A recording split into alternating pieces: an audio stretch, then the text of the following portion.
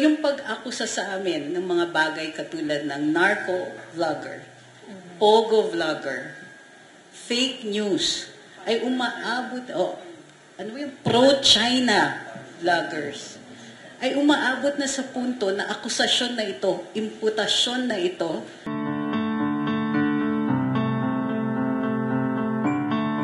Kasama po namin dito ang ibang mga kilala na mga vloggers, social media influencers, and other people who just simply post on Facebook or YouTube or other social media platforms.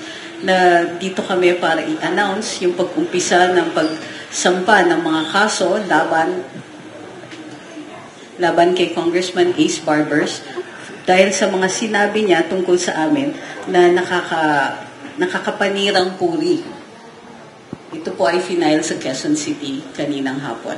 So, aside, kami po lahat dito ay we feel we have been wronged and we in fact have embodied itong mga nangyari, yung mga sinabi niya, yung paninirang mga sinabi, at yung tuloy-tuloy pa rin na ginagawa nila sa amin, na tuloy-tuloy pa rin ang damage na ginagawa. Hindi lang sa amin, kundi pati sa aming mga kapamilya, pati sa mga kaibigan.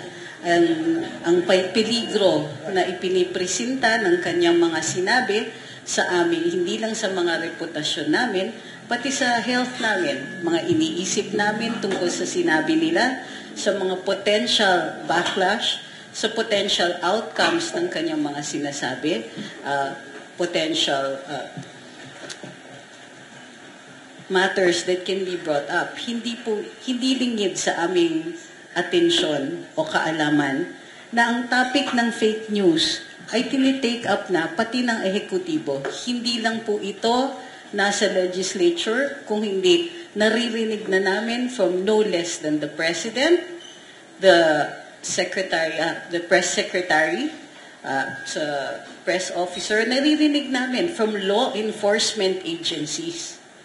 So yung pag-akusa sa amin ng mga bagay katulad ng narco-vlogger, pogo-vlogger, fake news, ay umaabot, pro-China vloggers, ay umaabot na sa punto na akusasyon na ito, imputasyon na ito sa amin ng mga krimen o depekto na posibleng dumikit sa amin panghabang buhay.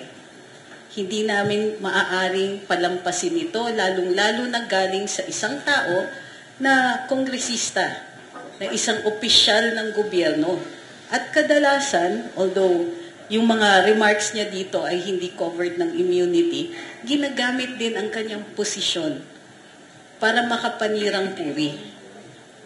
Isang dahilan sa aming pagsampa ng kaso na ito para ipakita itong investigasyon na ginagawa ng Kongreso ay superfluous. Pinapakita namin by filing these cases that the law is sufficient. Kung mayroon silang nakikita na mali kaming sinabi, na may paglalabag sa batas, andyan na nga po ang batas. At yan po ay dinidemonstrate namin ngayon. Bukod sa paninirang puri na ginawa niya, ginagamit namin ang existent na sistema ng hustisya para sagutin ang aming pangangailangan dito para mapuno yung mali na ginawa niya at magawan ng resolusyon ito. We are taking recourse with the law and with the system already in place because we believe that that system is enough.